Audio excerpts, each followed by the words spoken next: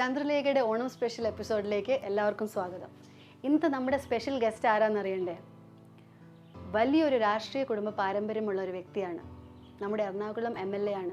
വിദ്യാഭ്യാസ രാഷ്ട്രീയത്തിൽ വളരെ സജീവമായിരുന്നു. NSUI പ്രസിഡന്റ് ആയിരുന്നു. മാത്രമല്ല മുൻ MP ജോർജ് ഈഡൻ്റെ മകനാണ്. അതിനെല്ലാത്തിനും ഉപരി നമ്മുടെ ലീഡറിൻ്റെ അടുത്ത ആളായിരുന്നു. സത്യം പറഞ്ഞാൽ നമ്മുടെ യുവതലമുറയുടെ ലീഡർ എന്ന് വിശേഷിപ്പിക്കാവുന്ന ഹൈബി ഈഡനാണ് ഇന്നത്തെ നമ്മുടെ അതിഥി.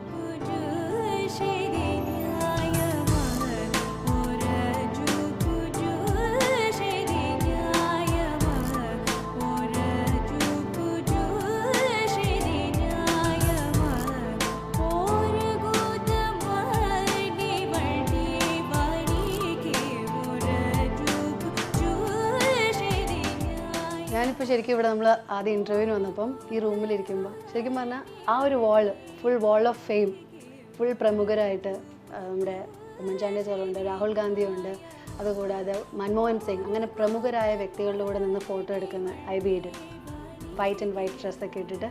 അതേ സമയത്ത് ഈ റൂമിൻ്റെ നേരെ opposite very young, colourful, vibrant ആയിട്ടുള്ള ഒരു പേഴ്സണാലിറ്റിയാണ് കാണുന്നത്. ഫോട്ടോസൊക്കെ ആണെങ്കിലും പിള്ളേരുടെ കൂടെ അന്നേൻ്റെ കൂടെ ഉള്ള എല്ലാം ലൈക്ക് യങ് ജനറേഷനെ പറ്റിയത്.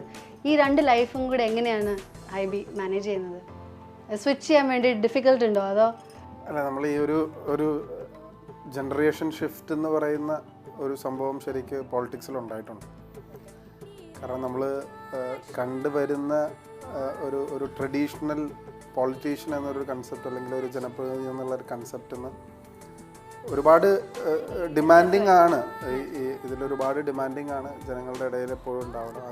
അതിൻ്റെ ലെവൽ ഓഫ് ഇത് ഇൻക്രീസ് ചെയ്ത് തന്നെ വരുന്നത്. പക്ഷെ അതുപോലെ തന്നെ വീട്ടിലും എന്നാൽ ഇപ്പോൾ യങ്ങർ ജനറേഷൻ ആണെങ്കിലും അവരിലൊരാളായി ഫീൽ ചെയ്യണം എന്ന് ആഗ്രഹിക്കുന്ന ഒരു കാര്യമുണ്ട്. എനിക്ക് എല്ലാ വസ്ത്രങ്ങളും ഇടാൻ ഇഷ്ടമാണ്. ഞാനിപ്പോൾ ഓൾ ഇന്ത്യ NSUI പ്രസിഡൻ്റ് ആയിരുന്നപ്പോൾ കുർത്ത, ജീൻസ്, അവിടുത്തെ കാരണം നമുക്കവിടെ എക്സ്ട്രീം ക്ലമാറ്റിക്കൽ കണ്ടീഷൻസ് ഉള്ള സ്ഥലത്ത് മുണ്ട് ഷർട്ട് ഇട്ട് പോകാൻ പറ്റും. ഞാൻ എല്ലാ തരം ഡ്രസ്സസും ഇടാറുണ്ട്.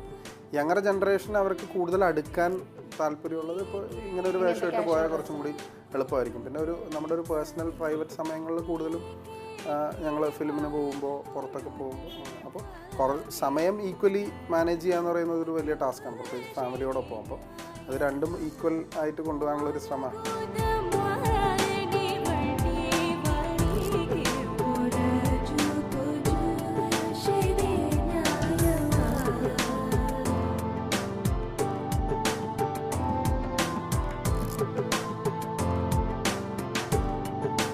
ഇൻ്റർവ്യൂവിന് വന്നത് തന്നെ തിരക്ക് പിടിച്ച് കാറിൽ വരുന്നു, പോകുന്നു, ഡ്രസ്സ് മാറുന്നു, വരുന്നു, ഇനി തിരിച്ച് വീണ്ടും അടുത്ത മീറ്റിങ്ങിലേക്ക് പോകും അല്ലേ? വളരെ ഒരു ബിസി ലൈഫാണ്. അന്നെ അപ്പം എപ്പോഴെങ്കിലും ഇങ്ങനെ മാറ്റി നിർത്തിയിട്ട് കൈ പിടിച്ചുകൊണ്ട് പോയിട്ട് ഇതൊന്നും പറ്റത്തില്ല കേട്ടോ, എനിക്ക് കുറച്ച് സമയം സ്പെൻഡ് ചെയ്ത് തരണം, എൻ്റെ കൂടെ കൂടെ ഇരിക്കണം, അങ്ങനെയൊക്കെ കംപ്ലൈൻറ്റ് ചെയ്യാറുണ്ടോ? കുശുമുട്ടാറുണ്ടോ? ഇല്ല. പകല് കഴിഞ്ഞാൽ രാത്രി ഒരു 10-10:30 ഒക്കെ ആകുമ്പോൾ ഓൾമോസ്റ്റ് ഫ്രീ ആവും. അപ്പോൾ ആക്ച്വലി ഞങ്ങളുടെ ലൈഫ് രാത്രിയാണ്. ഇപ്പോൾ കൊച്ചിയിൽ ഒരുപാട് കോഫി ഷോപ്സും നൈറ്റ് ലൈഫൊക്കെ ഇപ്പോൾ കൂടി വരികയല്ലേ. അപ്പോൾ ഞങ്ങൾ രാത്രിയാവുമ്പോൾ കാരണം ഒന്നുമില്ലെങ്കിൽ വെറുതെ ഒരു ഡ്രൈവിനെങ്കിലും പോകും. അതുകൂടാതെ മോൾസ് ഓപ്പൺ ആയിട്ട് വരുന്ന സംഭവം ഉണ്ടാവുമോ ഐബി? അത് യൂത്തിന് വേണ്ടിയിട്ട് ഒന്ന് എൻജോയ് ചെയ്യാൻ, ഫാമിലിയായിട്ട് പുറത്ത് പോകാൻ? കൊച്ചിൻ കോർപ്പറേഷൻ്റെ ഒരു നൈറ്റ് ലൈഫ് ഒരു പ്രോഗ്രാമുണ്ട്. ഇപ്പോൾ ബ്രോഡ്വേ അതുപോലെയുള്ള സ്ഥലങ്ങൾ സ്ട്രീറ്റ് ഫുഡിന് വേണ്ടി ഇപ്പോൾ നമ്മൾ വിദേശ രാജ്യങ്ങളിലൊക്കെ പോയാൽ കാണുന്നതാണ്. രാവിലെ വളരെ ബിസി ആയിട്ടുള്ളൊരു റോഡായിരിക്കും, പക്ഷെ രാത്രിയാവുമ്പോൾ ആ റൂട്ടിൽ മുഴുവൻ വാഹനങ്ങൾ റെസ്ട്രിക്ട് ചെയ്തിട്ട്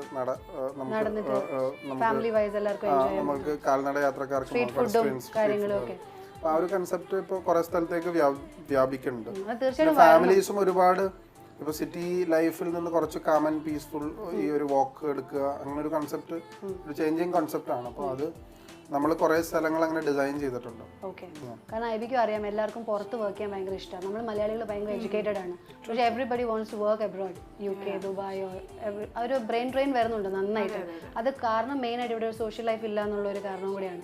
അപ്പോൾ കൂടുതൽ പേരും കൂടെ വരുന്ന ഇങ്ങനത്തെ ഒക്കെ സംരംഭം തുടങ്ങുവാണെങ്കിൽ ഇറ്റ് ഇസ് റിയലി നൈസ് അല്ലേ? അല്ല, ഇപ്പോൾ ഒരു കൺസെപ്റ്റ് എന്ന് പറഞ്ഞാൽ ഇപ്പോൾ ഈ സ്മാർട്ട് സിറ്റി വന്നാൽ തന്നെ അതിൻ്റെ അകത്തൊരു ഹാബിറ്റാറ്റ് ഉണ്ടാവും. അവർക്കുള്ള ഡിസ്കോതെക്സ് ആണെങ്കിലും, അവർക്കുള്ള റൈഡ്സ് ആണെങ്കിലും, അവർക്കുള്ള റെസ്റ്റോറൻറ്റ്സ് ആണെങ്കിലും എല്ലാം അതിൻ്റെ അകത്ത് തന്നെ ഉണ്ടാവും.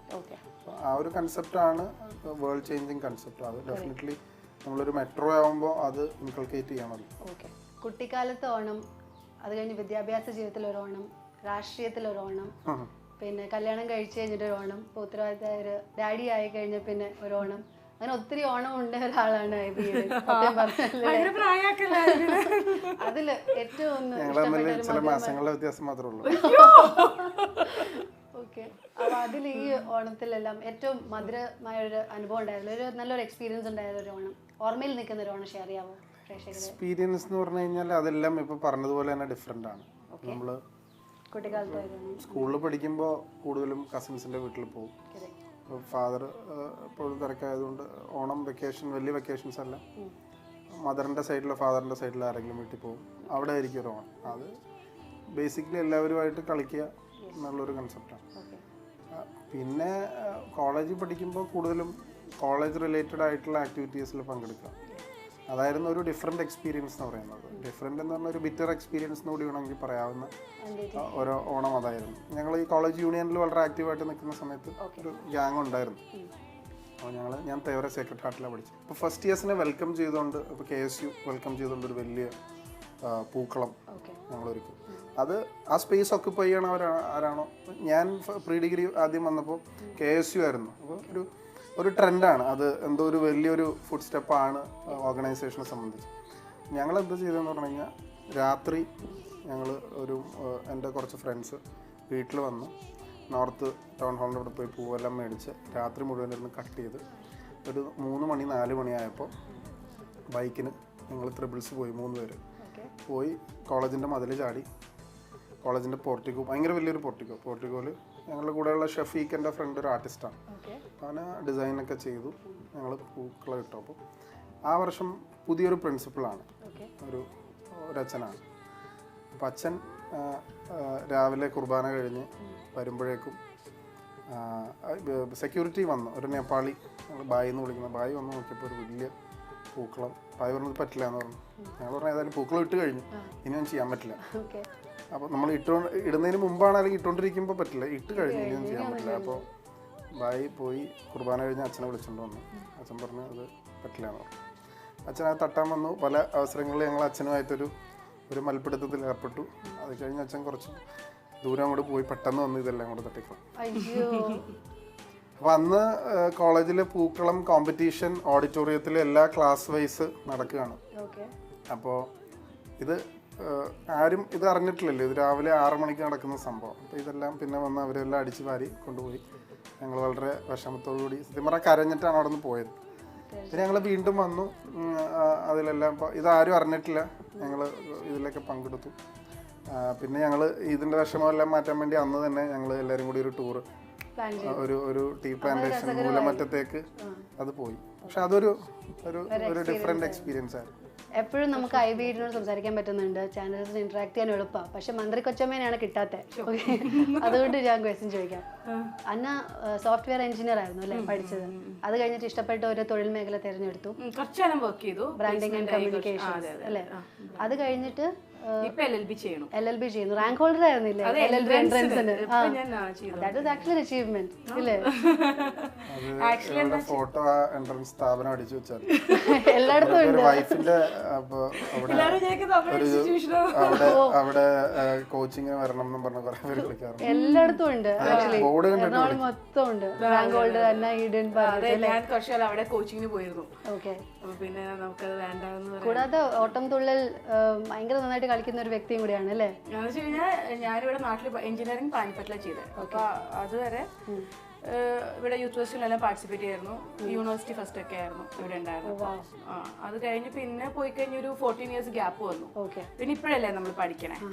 അപ്പോൾ എപ്പോഴും സ്ഥിരമായിട്ട് യൂത്ത് ഫെസ്റ്റിവലിൽ പാർട്ടിസിപ്പേറ്റ് ചെയ്യുന്നവർക്ക് യൂത്ത് ഫെസ്റ്റിവൽ എന്ന് പറഞ്ഞു കഴിഞ്ഞാൽ ഒന്നും ഇങ്ങനെ ഇളകും. അപ്പോൾ ഓട്ടംതുള്ളലാണ്. ഇപ്പം ഞാൻ എല്ലാ കഥകളിയും ചാക്കേടും എല്ലാം പെർഫോം ചെയ്തിരുന്നു. പക്ഷെ ഇപ്പൊ മോളൊക്കെ ആയില്ലേ, അന്നത്തെ പോലെ അല്ലല്ലോ ഇപ്പൊ. അല്ല, അന്നായിരുന്നോ ബിസി ലൈഫ് ശരിക്കും? അന്ന് ഭയങ്കര ആക്റ്റീവ് അല്ലായിരുന്നോ? മീഡിയ ആയിട്ട് റിലേറ്റഡ് ആയിരുന്നു, പ്രത്യേകിച്ച് ആങ്കറിങ് കാര്യങ്ങളൊക്കെ ചെയ്യായിരുന്നു. അത് പറഞ്ഞപ്പോൾ ഓർത്ത്, ഇതേപോലെ ഒരു ഓണം പരിപാടി ആങ്കർ ചെയ്യുമ്പോഴാണെന്ന് തോന്നുന്നു അന്ന ഫസ്റ്റ് ടൈം IBനെ കാണുന്നതെന്ന് തോന്നുന്നു. എല്ലാവരും മിക്കവർക്കും കഥ അറിയാം, പക്ഷെ എന്നാലും ഈ വരുന്ന ജനറേഷന് IBനെ നോക്കി കാണുന്ന എക്സാമ്പിൾ ആയിട്ട് നിങ്ങൾ രണ്ടൊരു മാതൃക കപ്പിൾസ് ആയിട്ട് കാണുന്ന ഒത്തിരി പേരുണ്ട്. അവർക്ക് വേണ്ടി ഒന്ന് ജസ്റ്റ് അവർ റൊമാൻസ് ഒന്ന് ഷെയർ ചെയ്യുവാണെങ്കിൽ ഫസ്റ്റ് റൊമാൻസ് ഒന്നുമില്ല. എന്റെ പേര് പോലും തെറ്റിച്ച് ഫസ്റ്റ് മീറ്റിംഗ് എന്ന് പറയുന്നത് യൂഫി ആയിട്ട് സംസാരിക്കുമ്പോ യൂഫിക്ക് ഒരു ഇത്തിരി അല്പം ഹോംവർക്ക് ഒക്കെ ചെയ്തു വന്നു. അന്നെന്റെ ഫ്രണ്ട് ഫേസ്ബുക്കിലാക്കി ഇത് വന്നത് എങ്ങനെയാണെന്നറിയോ? ഇത് വന്നത് ടി വി രാജേഷിന്റെ പേര് തെറ്റിച്ചു. അന്നുള്ള യൂത്ത് ലീഡേഴ്സ്, സ്റ്റുഡന്റ് ലീഡേഴ്സ്, ഇവരെല്ലാവരുടെ ഒരു ഗ്യാതറിംഗ് ആയിരുന്നു. സാധാരണ എന്താ ചെയ്യുന്നത്, ഒരു ആങ്കർ വരുമ്പോ അവര് പഠിക്കും. ഇത് പഠിച്ചിട്ട് ഞാൻ KSU സ്റ്റേറ്റ് പ്രസിഡന്റ്, രാജേഷ് DYFIയുടെയോ SFIയുടെ സ്റ്റേറ്റ് സെക്രട്ടറി, പിന്നെ യൂത്ത് ലീഗിന്റെ MSFന്റെ ലീഡേഴ്സ്. അപ്പൊ ഇവരെ കുറിച്ച് ഞാൻ പേര് തെറ്റിച്ചതിനെ കുറിച്ചാണ് പറയുന്നത്. കാരണം നമ്മളൊരു നമ്മൾ ഈ ഇന്റർവ്യൂവിൽ ഇരിക്കുന്നു, യൂഫി എൻ്റെ അടുത്ത് പറയാ ഹെബി ഈഡൻ എന്ന് പറഞ്ഞു കഴിഞ്ഞാൽ, അല്ല ഹെബി എന്നല്ല പറഞ്ഞു, ഞാൻ പറഞ്ഞത് ഹെബി ഈഡൻ എന്ന് പറഞ്ഞു കഴിഞ്ഞാൽ ഐ വിൽ ഫീൽ ഒഫൻഡഡ് എന്ന് പറഞ്ഞ പോലെ അന്ന് ഈ എനിക്ക് കുഴപ്പമുണ്ടായില്ല. പക്ഷെ ഈ SFI നേതാക്കന്മാര് അവര് വല്ലാത്തൊരു അജിറ്റേറ്റഡ് ആയിപ്പോയി. രാജേഷ് കാരണം എന്താ വെച്ച് കഴിഞ്ഞാൽ അന്ന് ഞാൻ ആ കോഴ്സ് കഴിഞ്ഞ് എൻ്റെ പഠിത്തം കഴിഞ്ഞ് വന്നിട്ടുള്ളൂ. അപ്പോൾ 4 കൊല്ലം എഞ്ചിനീയറിംഗ് പാനിപ്പട്ടിൽ ചെയ്തുകൊണ്ട് പ്രത്യേകിച്ച് ഒരു സ്റ്റുഡൻറ് പൊളിറ്റിക്സ് ഒന്നും എനിക്കറിയില്ല. അന്ന് രാവിലെ വന്നതാ അല്ല. അപ്പോൾ സ്റ്റുഡൻറ് പൊളിറ്റീഷ്യൻസിനെ പറ്റി ഇപ്പോൾ ഇപ്പോഴത്തെ കുട്ടികളാണെങ്കിൽ പോലും ഇപ്പോൾ വളരെ പൊളിറ്റിക്സിനോട് താല്പര്യമുള്ളവർ നോക്കുമായിരിക്കും. KSU സ്റ്റേറ്റ് പ്രസിഡന്റ് ആരാ, SFI സെക്രട്ടറി ആരാന്നൊക്കെ നോക്കുന്നല്ലാതെ കുറച്ചുകൂടി ഇപ്പോൾ MLA മിനിസ്റ്ററൊക്കെ കുറച്ചുകൂടി ഫെമിലിയർ ആയിരിക്കും. അപ്പോൾ തലേദിവസമാണ് എന്നെ വിളിച്ചിട്ട് പറയണത് ഇങ്ങനെ ഒരു തൃപ്പൂണിത്തുറ ഹിൽ പാലസിൽ ഒരു സ്റ്റുഡൻറ് അസോസിയേഷൻ ഗ്യാതറിംഗ് ഉണ്ട്, ഈ ലീഡേഴ്സിൻ്റെ ഒരു ഗ്യാതറിംഗ് ഉണ്ട്, അപ്പോൾ അന്നെ കമ്പയർ ചെയ്യോ എന്ന് പറഞ്ഞു. അപ്പോൾ ഞാൻ പറഞ്ഞു അയ്യോ എനിക്ക് ഒന്നാമത് പൊളിറ്റിക്സ് അറിയില്ല, ഒരു ടച്ചുമില്ല, പിന്നെ ഇവരൊന്നും എനിക്കൊരു പരിചയം, ഞാൻ എന്ത് ചോദിക്കാൻ ആരൊക്കെ ഉള്ളതെന്ന് ചോദിച്ചു. അറിയണ ആരെങ്കിലും ഉണ്ടോ? അപ്പോൾ എൻ്റെ അടുത്ത് ഇങ്ങനെ രാജേഷ് എന്നൊക്കെ നമുക്ക് ഒത്തിരി ഫെമിലിയർ പേരുകളാണ്. പിന്നെ ഒരു ഹൈബി ഈഡൻ എന്ന് പറഞ്ഞു. അന്ന് എനിക്ക് കേട്ടിട്ട് തന്നെ മനസ്സിലായില്ല. അപ്പോൾ ഞാൻ ചോദിച്ചു ഹൈബി ഈഡനോ അതാരാണോ ചോദിച്ചത്. അപ്പോൾ എടുത്തൊരു പഴയ ജോർജ് ഈഡനില്ലേ, ജോർജ് ഈഡൻ്റെ മോനാണ് എന്ന് പറഞ്ഞു. അപ്പം എനിക്ക് ഇത്തിരി ഒരു ഇമ്പ്രഷൻ തോന്നി. കാരണം വെച്ചാൽ ഡാഡി എന്നുള്ളത് നമുക്കറിയാമല്ലോ. അപ്പോൾ ഞാൻ പറഞ്ഞു ആണോ, അപ്പോൾ ഇങ്ങനെ KSU പ്രസിഡന്റ് ആണെന്നൊക്കെ പറഞ്ഞു. എന്നിട്ട് ഒരു പാനിപ്പട്ടിലെ പിള്ളേർക്ക് വേണ്ടി അപ്പോൾ ഒരു 10-12 പേരുടെ കുറേ പേരുണ്ടായിരുന്നു, പേര് തന്നു. അപ്പോൾ നമ്മൾ യൂഷ്വലി ഇപ്പോൾ ഹോംവർക്ക് ചെയ്യുമ്പോഴും ഒരാളാണെന്നെങ്കിൽ നമുക്ക് അയാളുടെതൊക്കെ ആലോചിക്കാം. ഇപ്പോൾ 10-12 പേര് ബൈ ഹാർട്ട് പഠിക്കാന്ന് പറഞ്ഞു കഴിഞ്ഞാൽ അറിയണതാണെങ്കിൽ കുഴപ്പമില്ല. ഇത് ഞാൻ പറഞ്ഞു എനിക്ക് ആരും അറിയില്ലാത്തവരായിരുന്നു. അപ്പോൾ ഇവരിങ്ങനെ വട്ടത്തിലിരിക്കുന്നു, ഞാൻ നിൽക്കുകയാണ്, ഇവരൊക്കെ ഇരിക്കുന്നു, ഞാൻ നിൽക്കുന്നു. അപ്പോൾ രാജേഷോ രാജീവോ അങ്ങനെ കുറേ പേരുകൾ, ഞാനെല്ലാം കൂടി ദൈവമേ.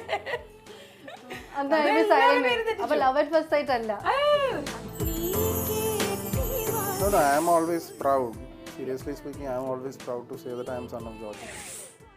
ഇനി ഞാൻ സീരിയസ് ആയിട്ട് കുറച്ച് ക്വസ്റ്റ്യങ്ങൾ ചോദിക്കട്ടെ, ഓക്കെ ആണോ?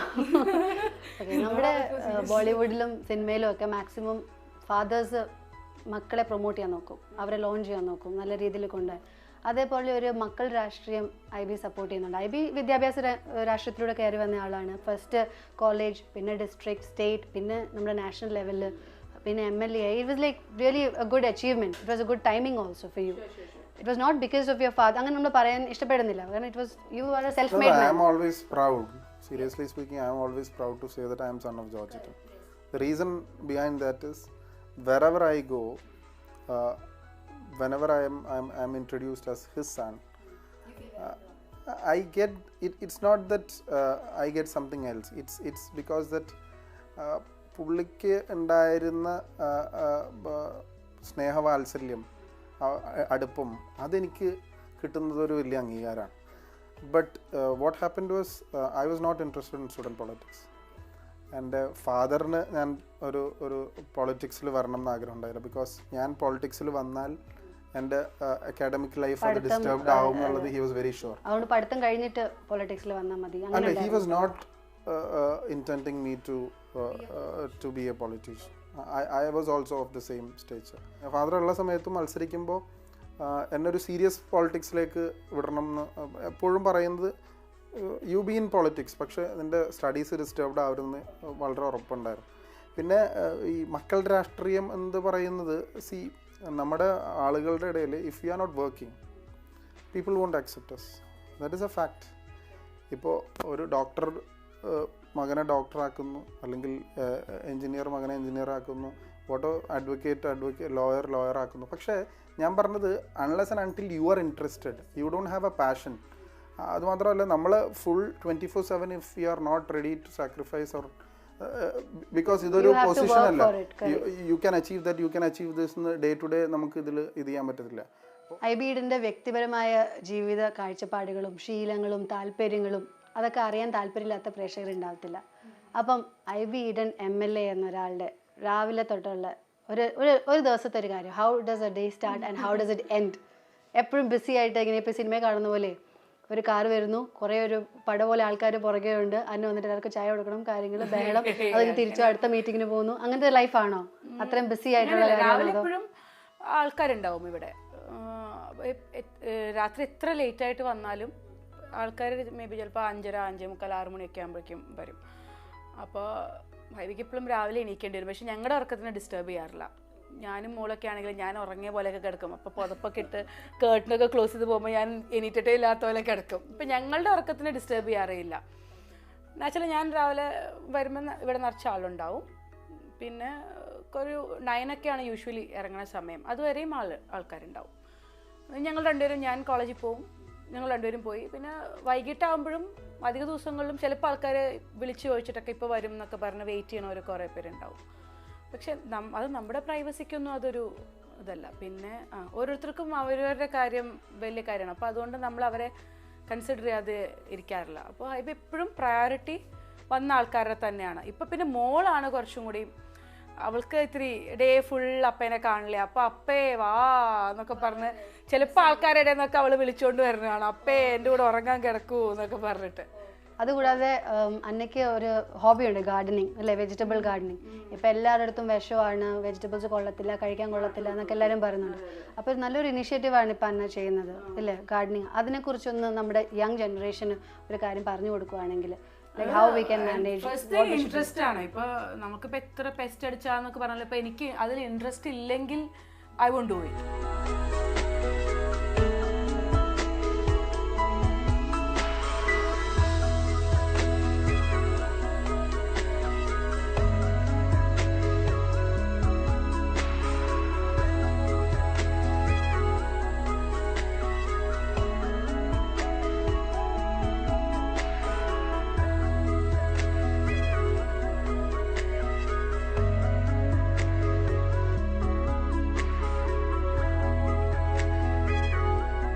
അധികം സമയം വേണ്ട, നമ്മൾ കുറച്ച് സമയം സ്പെയർ ചെയ്താൽ മതി. പക്ഷെ നമുക്ക് അതിനൊരു താല്പര്യം വേണം. ഇപ്പോൾ എനിക്ക് ആരും പഠിപ്പിച്ചു തന്നിട്ട്, അപ്പോൾ എൻ്റെ അമ്മയുടെ വീട്ടിലൊക്കെ കുറേ കൃഷി ഉണ്ടായിരുന്നു, എൻ്റെ അമ്മ ചെയ്യും, നല്ലോണം ചെയ്യും. പക്ഷെ അന്നൊന്നും ഞാൻ ചെയ്തിരുന്നില്ല. അമ്മ പറയും കല്യാണത്തിന് മുമ്പൊക്കെ ഫോണിൽ വരാന്തേക്കൂടെ അങ്ങോട്ടും ഇങ്ങോട്ടും ഫോൺ വിളിച്ച് നടക്കുന്ന സമയത്ത് മേൽനോട്ടം എല്ലാ കാര്യങ്ങളും അല്ല കേട്ടോ. ഇവർ രാത്രി 12 മണിക്കൊക്കെ ഞാൻ പറയും, വാ നമ്മുടെ ചെമ്പകത്തിൽ പൂവുണ്ടായി, പടവല എങ്ങനെ കായുണ്ട്, വാ എന്നൊക്കെ ഞങ്ങൾ ടോർച്ച് അടിച്ചൊക്കെയാണ് പോയി നോക്കണേ. അതൊക്കെ ചെയ്യും കേട്ടോ, ഇല്ലയെന്ന് ഞാൻ പറയില്ല. പക്ഷെ എനിക്ക് നോക്കണത്ര പോലെ നോക്കാൻ പറ്റില്ല. അപ്പോൾ ഇപ്പോഴത്തെ തലമുറ അത് ചെയ്യണമെന്നാണ്. അല്ല, ചെയ്താൽ ഇസ് വെരി ഗുഡ്. കാരണം എന്താ വെച്ച് കഴിഞ്ഞാൽ നമുക്ക് രാവിലെ തന്നെ നമ്മൾ ഭയങ്കര എനർജൈസ്ഡ് ആയ പോലെ തോന്നും. കുറേ നേരം ഞാൻ കോഴിക്കോടിൻ്റെ അവിടെ പോയി നിൽക്കും. കുറേ പ്രാവ്, ടർക്കി ഒക്കെ ഉണ്ട്. എനിക്ക് മോൾക്കും ഭയങ്കര ഇൻട്രസ്റ്റാണ്. അപ്പോൾ ഞാനിവിടെ തന്നെ മുട്ട വെച്ച് വിരിയിപ്പിക്കും, ഹാച്ച് ചെയ്യിക്കും.